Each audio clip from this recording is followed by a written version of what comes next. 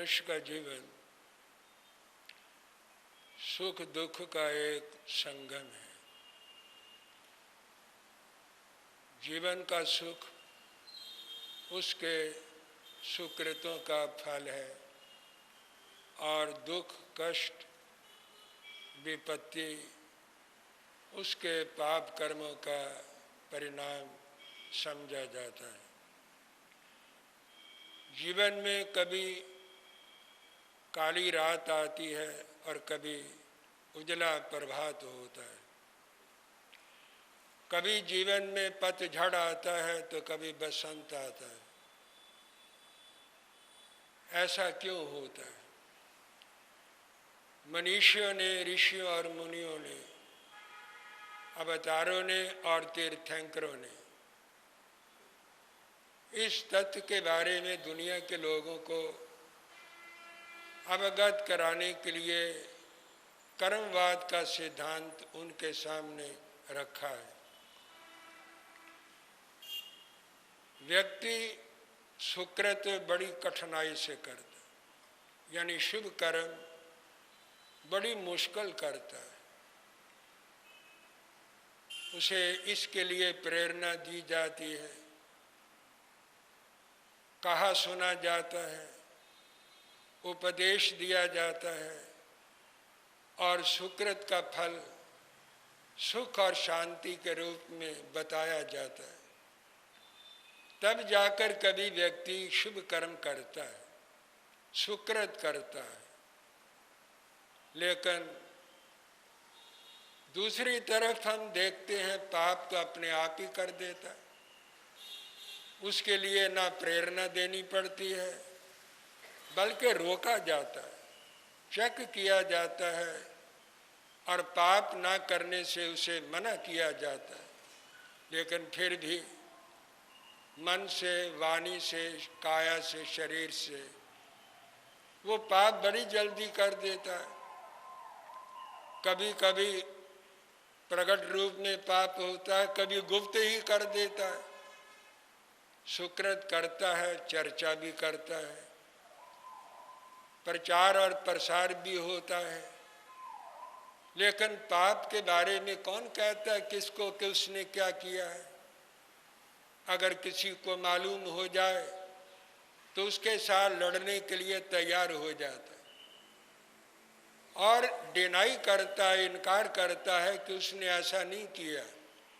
ये तो उसके ऊपर खाम का ब्लेम लगाया जा रहा है, एक दोषारोपण किया जा रहा है। अगर वास्तव में वो दोषारोपण है तो बात अलग है, लेकिन कभी कभी सच्चाई होती है।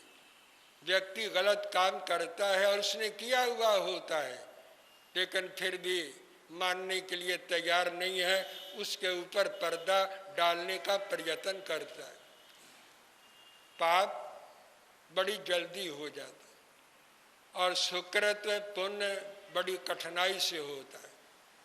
पुण्य का फल सुख के रूप में आता है और खुशी से भोगता है, आनंद से भोगता है, और पाप का फल भी आएगा,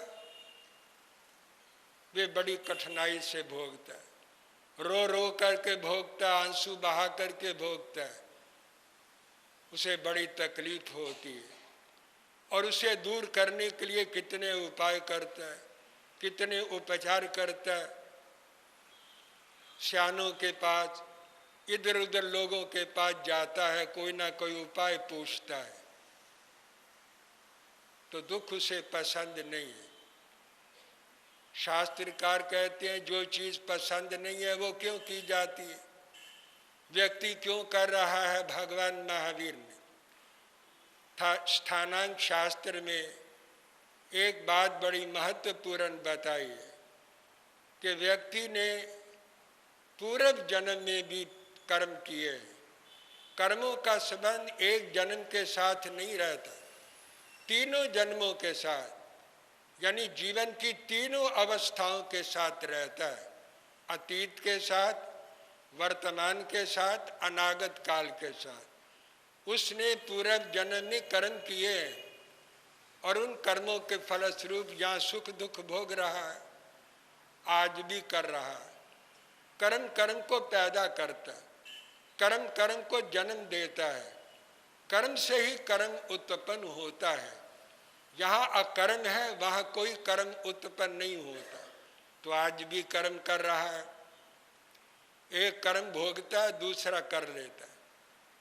जैसे कि कोई बुढ़िया चरखा चलाती है, उसके पास टोकरी पड़ी है पूनियों की, एक पूनी उठाती है, उसको तकले के साथ लगाती है और वो चरखा घुमाती है, उसमें से एक तंतु निकलता है, धागा निकलता है, तकले के ऊपर लिपटता रहता, मुड्ढा बन जाता है, फिर उसे उतार लेती। लेकिन एक क्रम आप देखते रहते, एक पूनी के साथ जब वो खत्म होने लगती है तो दूसरी पूनी और जोड़ देती, पूनी के साथ पूनी जुड़ती रहती है, धागा चलता रहता है। धागा तो खत्म नहीं होता है, धागा निरंतर चल रहा है और पूनियां खत्म हो रही है। आपका एक कर्म फल देता है, सुख के रूप में आता है या दुख के रूप में आता है। राग और द्वेष के कारण आप एक नया कर्म बना लेते, नया कर्म का बंधन हो जाता है। यानी एक कर्म खत्म होता है, एक पूनी खत्म होती है और उसके साथ आप और पूनी जोड़ देते हैं, धागे का कर्म चलता रहता है। भगवान महावीर ने कहा, आपने पहले जन्म में कर्म किए हैं, तभी यहाँ सुख दुख भोग रहे हैं, अब भी कर रहे हैं। राग और द्वेष के कारण प्रेरणा देने पर सुकृत नहीं करते, शुभ कर्म नहीं करते, बड़ी कठिनाई से करते, रो पीट करके करते, लेकिन पाप तो अनायास ही हो जाता है, सहज भाव में हो जाता है, अपने आप ही कर देते हैं, क्योंकि उसका करना आसान है। लेकिन सुकृत का फल भोगना सुगम है और पाप का फल भोगना बहुत कठिन होता है, बड़ा मुश्किल होता है। आज भी कर्म हो रहा है और ये कर्म आगे के लिए कर्म बना रहा है और ये कर्म फिर अगले जन्म में जाएगा।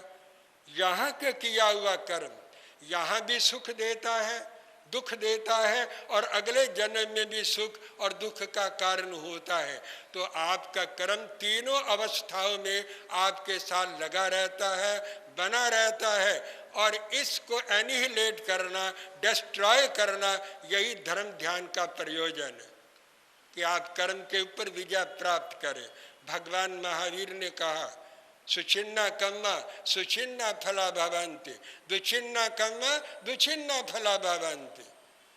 औपपातिक सूत्र की टीका में भगवान महावीर ने ये बात कही है कि सुचिन्ना कर्मा सुचिन्ना फला भवन्ति, अच्छे कर्मों का फल अच्छा होता और बुरे कर्मों का फल बुरा होता है। और एक और बात, आप कर्म करने में स्वतंत्र हैं, आज़ाद हैं, लेकिन कर्मों के फल में आप आज़ाद नहीं हैं। आप बाजार में जा रहे हैं, कोई व्यक्ति दुष्ट है, दुर्जन है, चंचल है, चपल है, शरारती है, वो कभी रास्ते में किसी को धक्का दे देता। धक्का दे देना ये उसमें उसकी अपनी आज़ादी है, स्वतंत्र है, धक्का दे या ना दे। लेकिन जब धक्का दे दिया है तो फिर वो स्वतंत्र नहीं रहा। जिसको धक्का दिया है वो शरीफ है, वो शरीफ आदमी है, सज्जन है, वो बोला नहीं, उसने कुछ कहा नहीं, सहन करके आगे चला गया। लेकिन सारे सज्जन नहीं होते, कोई ना कोई उससे ऊपर मिल जाता है और वो उसको पकड़ लेता है। उसने धक्का दिया, ये कर्म किया, लेकिन कर्म करने का जो परिणाम है वो आ रहा है, उसमें वो परतंत्र है। सॉरी सॉरी कहेगा, क्षमा याचना करेगा, माफ़ी मांगेगा, उसके पाँव को, चरणों को हाथ लगाएगा और गलती स्वीकार करेगा। हो सकता है कि वो छोड़ दे, वो कुछ ना कहे, माफ़ कर दे, लेकिन अगर वो उसके ऊपर अगर ज़्यादा हावी हो जाए तो उसका दंड भी दे सकता है, झगड़ा हो सकता है, लड़ाई हो सकती है। अगर कोई व्यक्ति एक गाली देता है, दूसरा 2 गालियां दे सकता है। तो परिणाम क्या है, वो उसके अधीन हो गया है। अब वो स्वतंत्र नहीं रहा। आप जो मन से, वाणी से, शरीर से कर्म करते हैं, आप आजाद हैं, स्वतंत्र हैं, आप करें या ना करें, लेकिन करने के बाद आप स्वतंत्र नहीं रहते, दूसरे के अधीन हो जाते। तो यही अधीनता कर्म की है। एक बात याद रखिए, आपने अगर कोई चीज सोची है, गलत सोचा है, तो उसका गलत बीज बन गया है, फल का बीज भी गलत बन गया है। आपको पता लगे या ना लगे वो अलग बात है। जब किसान धरती के अंदर बीज डाल देता है, वो कोई नजर थोड़ा आता है, वो मिट्टी की आगोश में पड़ा रहता है, मिट्टी की गोद में पड़ा रहता है, हवा मिलती है, प्रकाश मिलता है, पानी मिलता है, मिट्टी का संयोग मिलता है, तो वो अंकुरित हो जाता है और प्रकट हो जाता है। पहले वो उसकी आगोश में, उसकी गोद में पड़ा है, छिपा हुआ है, गुप्त है, लेकिन संयोग पाकर वो उत्पन्न हो जाता है, अंकुर निकल आता है। जब अंकुर निकलता है, आपको मालूम होता है कि बीज था तभी अंकुर निकला है। आप जो कर्म मानसिक, वाचनिक, कायिक करते हैं, शुभ करते हैं या शुभ करते हैं, उसके फल का भी बीज पड़ जाता है और कालांतर में उसका फल आपके सामने आ जाता है। यही कर्म फिलॉसफी है, यही कर्म सिद्धांत है। इसको अगर व्यक्ति समझ ले तो वो कभी गलत कर्म नहीं कर सकता है। मैंने पहले भी कहा, शराबी है, शराब पिए या ना पिए, अगर उसने पी ली है, मदिरा पान कर लिया है और फिर वो कहे नशा ना चढ़े, ये कैसे होगा? नशा तो चढ़ेगा चढ़ेगा, बेभान तो वो होगा ही होगा, गटर्स में गिरेगा ही गिरेगा, लड़खड़ाएगा ही, गालियां देगा ही, बकवास करेगा ही, घर में आकर झगड़ा करेगा ही, क्योंकि वो अपना दिमाग खो चुका है, बुद्धि भ्रष्ट हो चुकी है, भ्रांत हो चुकी है और मन और बुद्धि के ऊपर वो नशा तारी हो चुका है, चढ़ चुका है। उसको पीना या ना पीना ये उसकी अपने बस की बात थी, लेकिन जब उसने ड्रिंक कर लिया है तो उसके ऊपर उसका असर होता है। ये परतंत्रता है। भगवान ने कहा कर्म करने में आप स्वतंत्र है, लेकिन उसका फल भोगने में आप स्वतंत्र नहीं है, आप परतंत्र हैं, पराधीन हैं और परवश होकर के आप कर्म भोगते हैं। कभी ऐसा भी होता है, किसी के अच्छे कर्म के फल को देखकर दूसरा ईर्ष्या करता, द्वेष करता, लेकिन अगर किसी को दुख भोगते हुए को देखे तो कुछ सबक लेता है, कुछ शिक्षा लेता है कि इसने ये कर्म किया और अगर मैं भी ये कर्म करूंगा, ऐसा दुख, ऐसा कष्ट, ऐसी विपदा मुझे भी भोगनी पड़ेगी। हाँ, अच्छे कर्म का फल किसी के जीवन में आता है तो व्यक्ति उससे ईर्ष्या करता है, द्वेष करता है, चिढ़ता है, उसे जलन होती है, कुड़न होती है। लेकिन अगर किसी ने कोई पाप कर्म किया और वो दुख भोग रहा है, क्या कभी कोई व्यक्ति ऐसा चिंतन मनन करता है कि इसने ये कर्म गलत किया और ये दुख भोग रहा, कम से कम मैं तो इस प्रकार का कर्म ना करूं? कोई लेसन लेता है, कोई शिक्षा लेता है, कोई अपने आप को समझाता है? किसी की आत्मा प्रबुद्ध और जागृत होती है? प्रायः बहुत कम, किसी किसी की हो सकती है, लेकिन प्रायः लोग किसी के जीवन से कुछ सीखने की जरूरत नहीं करते। इतिहास के पन्ने खुले पड़े, आप इतिहास खुद जानते हैं, सुनाने की जरूरत क्या है। भगवान राम कोई 14 बरस का वनवास हो गया, उन्होंने खुद ले लिया, क्या जरूरत थी। सीता का हरण हो गया, दशरथ का मरण हो गया और रावण का गर्भ भंग हो गया, स्वर्णमयी लंका जल करके राख हो गई। इधर हम महाभारत का युद्ध देखते, महाभारत के युद्ध के अंदर दुर्योधन का मान भंग हो गया और यदु वंश का विनाश हो गया और इधर वन वन के अंदर घूमते हुए भगवान राम को कंदमूल खा करके गुजारा करना पड़ा। और सत्य हरिश्चंद्र को नीच घर में जा करके पानी भरना पड़ा। क्या वो पानी भरना चाहते थे? इस प्रकार की विपत्तियां जीवन में आती है। और भगवान ऋषभ देव को 1 वर्ष तक पानी नहीं मिला, अन्न नहीं मिला, भिक्षा के लिए जाते थे। उन्होंने कोई वर्षी तप किया नहीं था कि उन्होंने कोई वर्षी तप का कोई पक्षकान कर लिया था। हर रोज जाते थे भिक्षा के लिए, लेकिन भिक्षा मिली नहीं, अन्न मिला ही नहीं, जल मिला ही नहीं। 1 वर्ष गुजर गया। ये उनके पूर्व जन्म का अंतराय कर्म बांधा हुआ था। उस अंतराय कर्म के कारण ये एक लंबी कथा है, वो इस छोटे से टाइम में सुनाई नहीं जा सकती।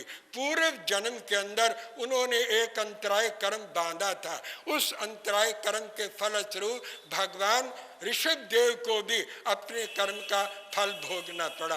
भगवान महावीर के कानों के अंदर कील गाड़ दिए, ये तो आप जानते हैं, गवाले ने गाड़े। इसके पीछे भी एक कथा है। किसी जन्म में त्रिपिष्ट वासु देव के भवन में भगवान महावीर ने एक कर्म किया था। उस कर्म के फलस्वरूप भगवान महावीर को भी उसका फल भोगना पड़ा। जब इतने महान पुरुष कर्मों के चक्कर में रहे, कर्मों का फल भोगते रहे। कोई कहता दुख आए, कोई कहता विपत्ति आए, आ बैल मुझे मार, कोई बैल को बुलाता है कि आ सींग मार जा, ऐसा कोई कहता है। अनायास ही गली और बाजार के अंदर अगर कोई आ जाए, आदमी बचने की कोशिश भी करता है, इधर उधर भी होता है, लेकिन फिर भी वो लगा देता है। ये कर्म योग है, ये कर्म का फल है। को सुख को दुख देत है, देत कर्म झकझोर, उर्जे सूर्ये आत ही ध्वजा पवन के जोर। ध्वजा शिखर के ऊपर लगी हुई है, हवा चलती है, कभी पूर्व को हो जाती है, कभी पश्चिम को वो पताका हो जाती है, कभी पूर्व को लहराने लगता है, कभी पश्चिम को लहराने लगता है। उसे कौन हिलाता है? पूर्व पश्चिम की ओर कौन मोड़ता है? हवा के झोंके। ये कर्म की हवा चलती है और उसके मुताबिक सुख आ जाता है, दुख आ जाता है, कर्म मिले और फल मिले। कर धर धर अपना रूप, कर्म फांस नहीं कट सके, क्या प्रजा क्या भूप। कोई प्रजा है, कोई भूप है, कोई छोटा है, कोई राजा है, कोई रंक है, कोई गृहस्थी है, कोई साधु है, सन्यासी है, कोई भी है, अमीर है, गरीब है। ये कर्म और उसका फल आपस के अंदर अपने आप आकर के मिल जाता है। कौन कहता है दुख आए, लेकिन दुख आ जाता है। अगर कोई व्यक्ति रोगी हो गया और वो वैद्य के पास जाए, फिजिशियन के पास जाए, डॉक्टर के पास जाए, तो वो वैद्य कहेगा, क्या कहेगा? वैद्या वदंती वात पित्त मरत विकारा, कि तुम्हारे शरीर के अंदर वात, पित्त और कफ का विकार हो गया, इसलिए तुम रोगी हो गए। अगर कोई जोशी के पास चला जाए वो, तो जोशी कहेगा ज्योतिर्विदा ग्रह गणा परिवर्तयन्ति, वो कहेगा ग्रह बदल रहे, ये ग्रहों का फलादेश है, ये ग्रहों का फल है, ये दान करो, ये पुण्य करो, इस मंत्र का पाठ करो, ग्रह शांत हो जाएंगे, दुख चला जाएगा। और अगर किसी मुनि के, किसी ऐसे भूतवादी के पास चले जाओ, भूताभिसंग भूत विदो वदन्ति, जो भूतवादी हैं वो कहेंगे वात पित्त कफ का कोई विकार नहीं है और ये कोई ग्रहों का भी दोष नहीं है, आपको भूत लग गया है, प्रेत लग गया है, वो शंका में डाल देंगे, वहम में डाल देंगे और एक्सप्लॉइट करेंगे। वो तो एक भूत लगा ही है, एक भूत आपको और लग जाएगा, एक वहम का और शंका का, आप फिर उस चक्कर में पड़ जाएंगे। ये सब कर्मों के अनुसार होता है। अगर कोई किसी मुनि के पास चले जाएंगे, उसको कोई लेना देना नहीं है आपसे, वो तो निष्काम है, निस्वार्थ है। वो आपको कहेगा कि प्राचीन कर्म बलवन मुनियो वदंती, मुनि कहेंगे कि आपके पूर्व जन्म का कर्म बड़ा बलवान है और उसका उदय आ रहा है। ये कर्मों का फल है। आपको जो भोगना पड़ रहा है, आप प्रायश्चित करो, धर्म ध्यान करो, साधना में लगो, सामायिक करो, कोई आइंबल करो, एकासना करो, कोई धर्म करो, उपवास करो और भक्ति करो भगवान की, और इस तरह से ये कर्म शांत हो जाएगा। वो आपको इस प्रकार की बात कर्मवाद की कहेंगे। तो ये सब अलग अलग अपनी अपनी व्याख्याएं हैं जो होती रहती है, लेकिन मूल चीज ये है कि व्यक्ति जो सुख दुख भोग रहा है उसके अपने कर्म का फल है, बस और अधिक नहीं। ये कर्म किन पापों का फल है, इसका विश्लेषण आगे क्रमशः मैं आपके सामने प्रस्तुत करने का प्रयत्न करूंगा। विराम ले रहा हूँ। जय अहिंसा। ओम शांति।